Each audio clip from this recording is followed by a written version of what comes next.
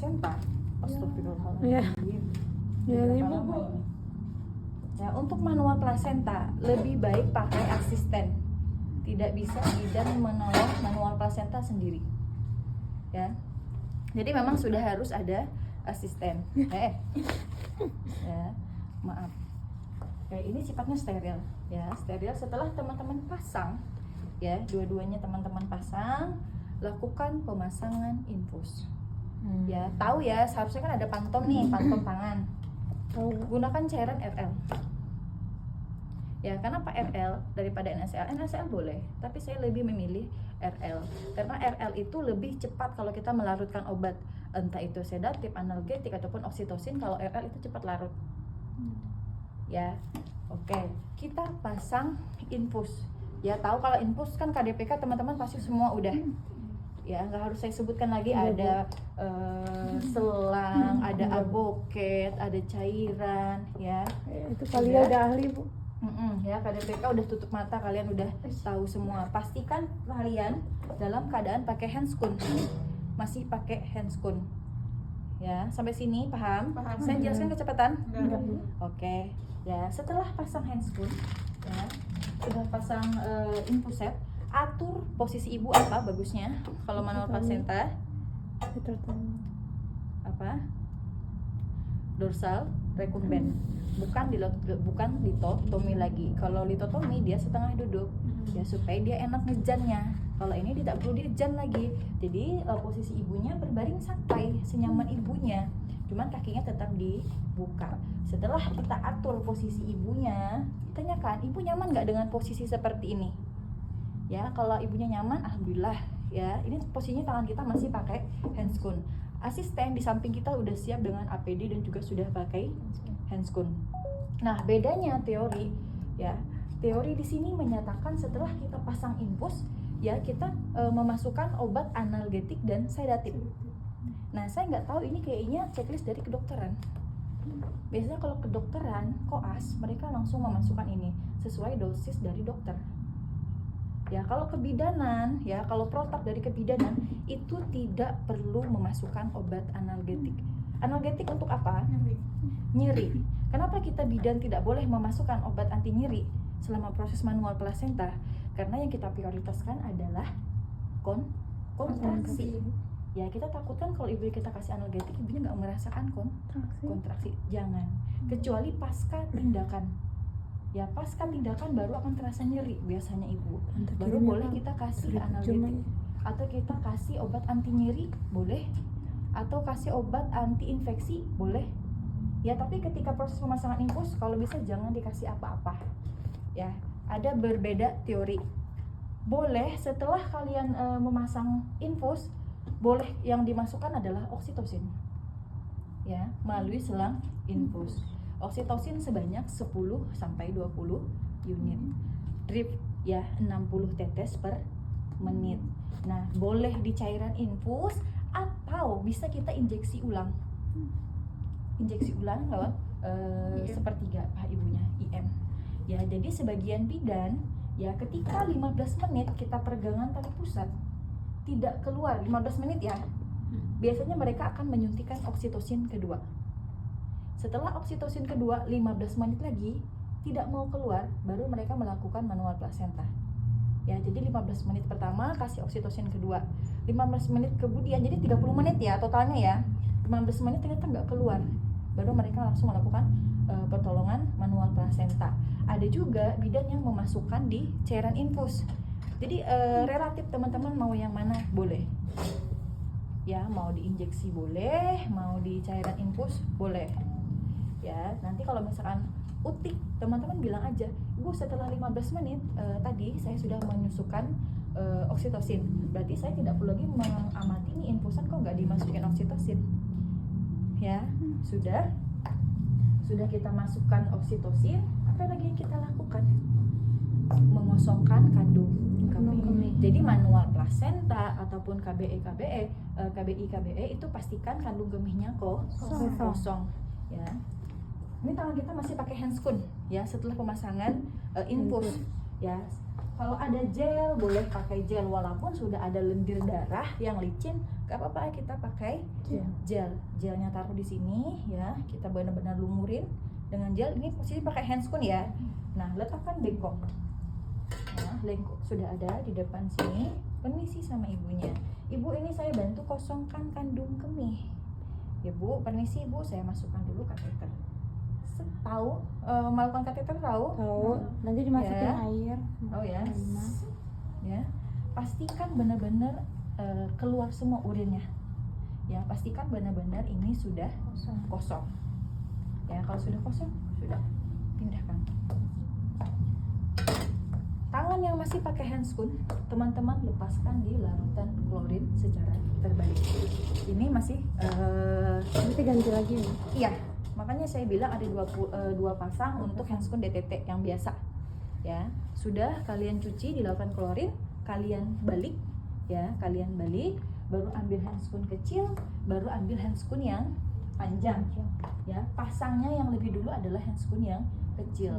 Tadi kalau teman-teman kerjanya kidal kiri ya, berarti handscoon yang kecil itu di sebelah kanan. Tapi kalau teman-teman kerjanya sebelah kanan ya, berarti tangan kiri lah yang ya. Jadi dimasukkan ya, perhatikan ya, pencegahan infeksi adalah teman-teman harus tahu menjaga kesterilan dari alat yang teman-teman pakai. Ya, handscoon boleh pakai ini, saya bilang nih kayak gini gak boleh. Ya, kelewer-kelewer di depan bak instrumen itu nggak boleh. Ya, ambil. Ya, ambil dari dalam.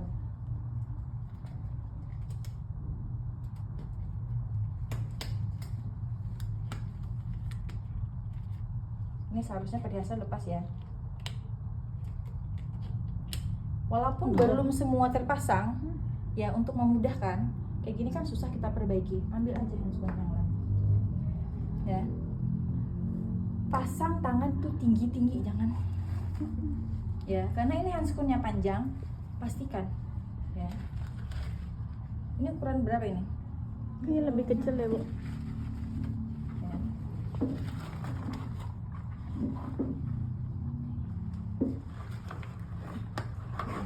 Ya, walaupun ini tidak terpasang dengan benar ya, nanti kita akan perbaiki. Yang penting jari-jari teman-teman masih bisa dikondisikan untuk memperbaiki ya handscoon panjang. Nanti kalau handscoon panjangnya sudah benar-benar ya, karena kesulitan bidan itu ya, belum lagi jarinya kegedean, handscoonnya yang ada kecil ya, jadi jangan sampai makan waktu di pemasangan handscoon ya, karena ini bisa menyebabkan pendarahan ya. Sedangkan kan tanda-tanda dari manual placenta apa, darah yang keluar sudah 500 lebih ya.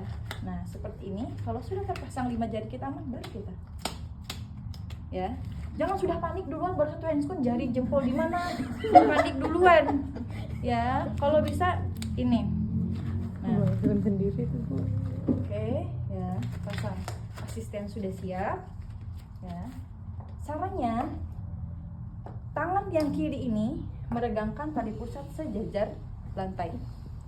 Ya, regangkan tali pusat sejajar lantai. Tangan kita masuk secara obstetrik ya, di bawah tali pusat.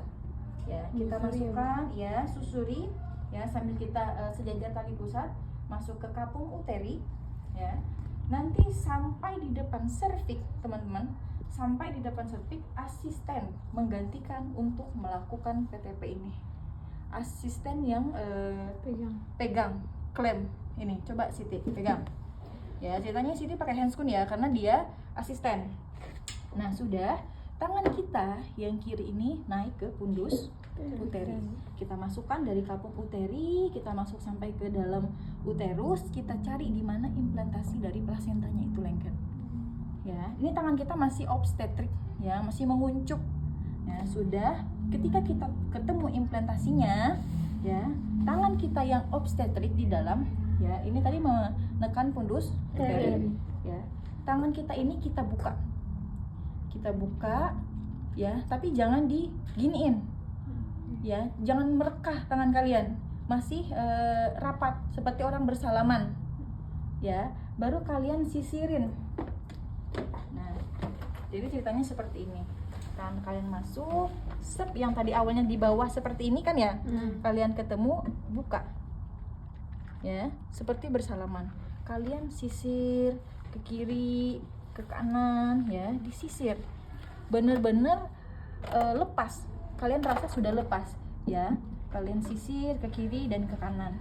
Nah kalau udah merasa lepas ya, sudah tidak ada yang melengket, kalian tangkap ya, bukan menariknya di ujung kayak gini ya, bukan menariknya cuman seuprit gini, jangan. Tinggalan lagi. Iya, pastikan semua setelah teman-teman arsir dari kiri ke kanan disisir udah lepas, pastikan benar-benar sudah lepas, tangkap ya. Ini tangan kalian masih di pundus ya, kalian bawa maju. Nah di sini kalian harus kasih tahu asisten bahwa udah lepas, jadi asisten akan melakukan PTP, ngikutin tangan kita, dia juga akan memanjat ke belakang ya, jangan asisten cuma diem aja ya, jangan. Jadi dia tetap mengikuti tangan kita, kalau kita keluar dia juga ikut keluar ya.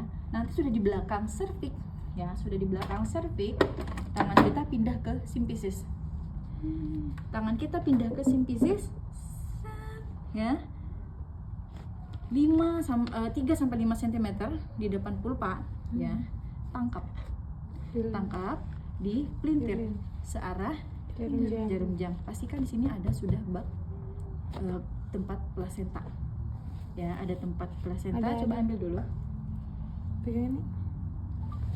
ya, pastikan benar-benar selaputnya ikut keluar semua. Set, taruh. Apa yang kita lakukan setelah ini? Pemeriksaan ya Bu. Apa? Pemeriksaan robekan. Tidak ya, karena kita mencegah pendarahan, langsung lakukan masas. Asisten yang melakukan, tapi kalau memang tidak ada asisten, tangan kita kotor, bisa pakai siku ya. Selama berapa? 15 detik atau 15 menit? Detik. Kalau 15 menit kalau 15 menit bisa panas perut ibu ya. Langsung cek kontraksi ibu bagus atau enggak ya, jangan dulu kita ngurusin plasenta, nanti langsung cek. Ibu ini saya putar-putar perutnya atau kita massage selama 15 detik. Ibu tolong nanti dilakukan sendiri. Perhatikan Bu, ada seperti benjolan atau gumpalan, dan ini normalnya harus keras Bu ya, harus keras. Jadi ibunya harus perhatikan itu keras, kalau itu lembek pun nanti bisa pendarahan ya. 15 detik atau asisten yang ngajarin ibunya ya, boleh, karena asisten kan tadi tangannya cuma satu aja kepake ya. Sebenarnya kalau kita tidak pakai asisten pun nggak apa-apa, yang penting teman-teman kompeten, ada skill ya. Jadi walaupun nggak pakai asisten, teman-teman berarti cuma satu tangan ya, keluarin. Siapa tahu nanti teman-teman kerja pas ada manual